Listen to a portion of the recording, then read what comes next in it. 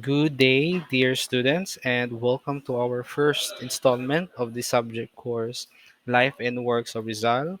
So, this day we will discuss the introduction, the RA 1425 or the Rizal Law, and Rizal as a hero. Now, let's begin our first lesson of this course, Chapter 1, Lesson 1 Understanding the Rizal Law. So now, what are the learning objectives now of this lesson?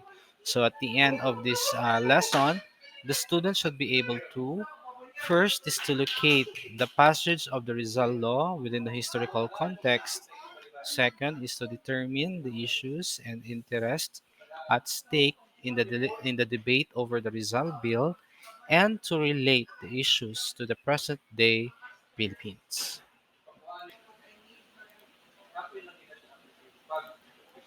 So, what is the Rizal Law? So, in 1955, the good statesman Senator Claro M. Recto proposed that all schools in the Philippines teach students about the life and works of Jose Rizal. In 1956, the bill was passed and is now known as Republic Act 1425 or Rizal Law. So, the official title of the law is much longer. It's an act to include in the curricula of all public and private schools, colleges, and universities courses on the life, works, and writings of Rizal, particularly his novels No Limitangere and El Filibusterismo, authorizing the printing and distribution thereof and for other purposes. Because of that law, Rizal is a required subject in most colleges in the Philippines.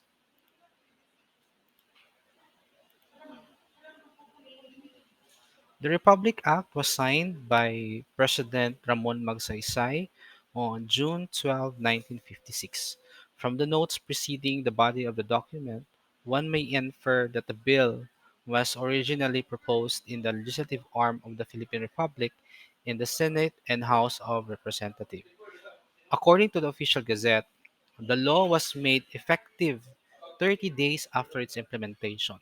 So the mere fact that the act was passed on the date of our independence seeks to stir up a greater sense of fervor in the Filipino, to believe in their own country and national identity, who we are as a nation.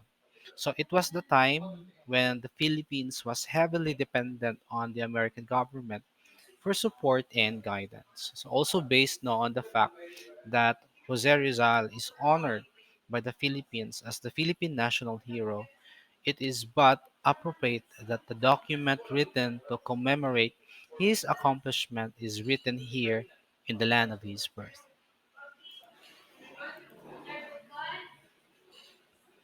It is Senator Claro M. Racto who authored the Rizal Bill, while Senator Jose P. Lauriel Sr., who was the chairman of the Committee on Education, who sponsored the bill in the Senate. So both of them were known for their great sense of nationalism. So this nationalism served as the foundation to come up with the Republic Act to set our country free from the hands of the others and stand up on our own exactly the ideals and values that Rizal strove to fight for. It was written for the Filipino people, specifically the Filipino youth who may have lost their sense of nationalism. The writers endeavored to rekindle a lost spark in each Filipino's belief in their country.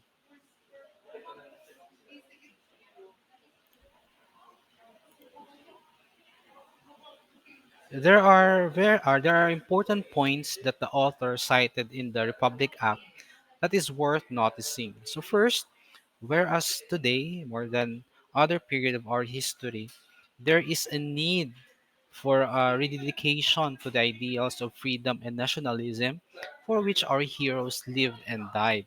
So this document was written in the year 1956 during Magsaysay's regime when the country was still recovering from the Japanese occupation and still very dependent on US governance ideals, Ideals of freedom and nationalism was very essential during those times, since the Philippines was still struggling for independence and the country was still gradually developing its national identity and integrity. So during those times, havoc also existed within the Filipino, since there were numerous uprisings against the Philippine government. Moreover, even though the document was written decades ago, it is still striking because this clause is very timely for this present generation when our culture is being overpowered by a foreign influence and Filipino diaspora is widespread. Another point from RA 1425 is whereas all educational institutions are under the supervision of and subject to regulation by the state, and all schools are enjoined to develop moral character, personal discipline, civic conscience, and to teach the duties of citizenship.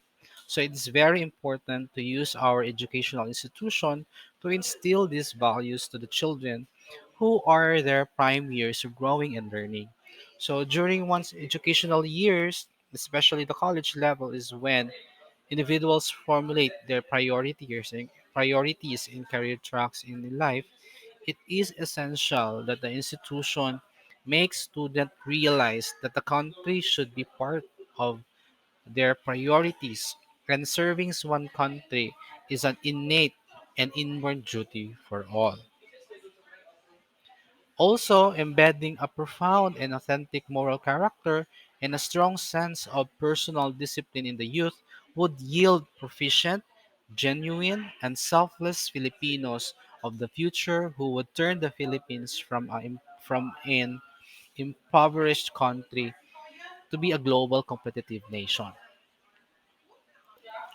Lastly, the Board of Nation of Education shall cause the translation of the Noli Me Tangere and El Filibusterismo as well as the other writings of Jose Rizal into English, Tagalog, and the principal Philippine dialects caused them to be printed in cheap, popular edition and caused them to be distributed free of charge to persons desiring to read them through the Purok organization in the barrio councils throughout the country. So to provide a specific way to carry out this act is very, very helpful. It makes also the goal very specific, measurable, attainable, realistic, and time bound. So it is also important that the effects of this act would be experienced by all students, even those who are financially troubled. So it is the commendable that in the context of this act, the poor is well represented and that it is attainable regardless of the ethnicity, social structure, and language barriers. So this document was obviously written during a time when patriotism and nationalism was lost and needed, and a time when people were inspired by the initiative of the authors of this act. So it was during this time when the Philippines and its citizens relied on the United States for guidance, support, and welfare. Moving on, so actually, the Rizal law was the most controversial law that ever passed in the Philippines. So, what makes this law controversial?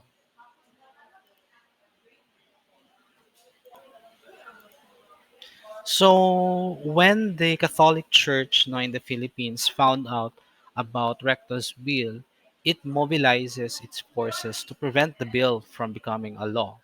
So, ironically, almost 70 years after the publication of Noli Me Tangere, the church still viewed Rizal's novels as blasphemous. So, when we say blasphemous, no, it's showing lack of respect to God or to a religion. And according to the Roman Catholic, the Catholic dogmas are humiliated. So when we say the dogmas, it is the truth no, of the Catholic faith that are objectively true, no, finding their ultimate source in God's revelation. So they are the doctrines of the Catholic faith that the faithful and exhorted to believe and assent to, such as the dogma that Christ is the head of the church or that God is a unity of three persons. No less than Manila Archbishop Rufino Santos penned an impassioned pastoral letter protesting the bill. So it was read in all masses in the country, much to the ire of the Manila Mayor Arsino Lacson, who allegedly walked out of the mass when he heard the pastoral letter being read. So Lacson was one of the most vocal supporters of the bill. So in his pastoral letter, Archbishop Santos argued that the compulsory reading of the original version of Rizal's novel would negatively affect students. So those who opposed the Rizal bill painted Recto as a communist and anti-Catholic. Then according to Abinales and Amoroso, the church feared that the bill would violate freedom and conscience and religion. So, a coalescence of religious groups within the church rallied to block the passage of the bill in the Senate. So, uh, among the most active groups that opposed the Rizal bill were the Catholic Actions of the Philippines, the Knight of Columbus, the Congregation of the Mission, and the Catholic Teachers Guild. So, the Catholic Church urged to its faithful to write the lawmaker to make their opposition to the bill known. Catholic groups organized symposium on why it should not be become a law. So one of these symposiums, Father Jose Cavana, allegedly argued that the novels would misinterpret currently condition in the church. So Cavana was the author of the book The Rizal Unfading Glory, a documentary history of the conversion of Dr. Jose Rizal, published in 1956 after the passage of the Rizal Law. So the book details the Jose Rizal conversion to Catholicism.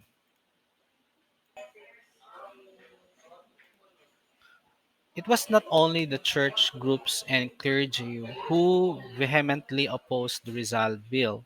So Catholic schools around the country banded together in opposition to the Rizal Bill. So it came to a point now when a number of Catholic schools threatened to close down if the Rizal Bill became law. So Senator Recto responded by saying the government would simply take over the administration of these schools if they closed and nationalizing them.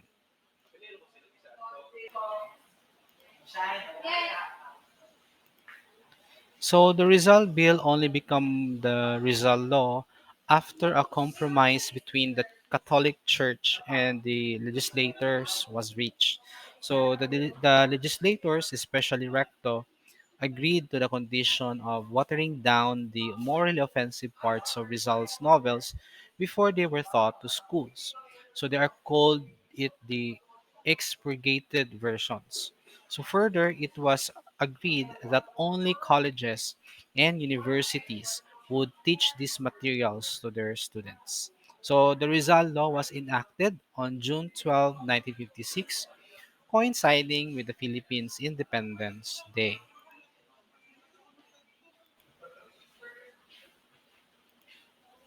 So this is are the provisions of the Rizal law. So in the section 1, it said that courses on the life and works and writings of Jose Rizal, particularly his novel Nombre Tangere and El Filibusterismo, shall be included in the curricula of all schools, colleges, and universities, either public or private.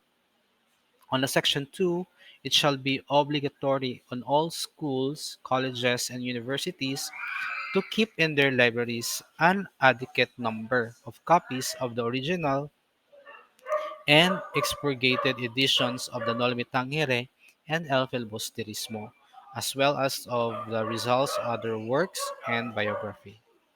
On section 3, the Board of National Education shall cause the translation of the Nolme Tangere and El Filibusterismo as well as the other writings of Jose Rizal into English, no, Tagalog, and the principal Philippine dialects, caused them to be printed in a cheap version and caused them to be distributed free of charge to persons desiring to read them. And Section 4 said nothing on this act shall be constructed as amendment or repealing Section 927 of the Administrative Code, prohibiting the discussion of religious doctrines by a public school teacher and other person engaged in any public school.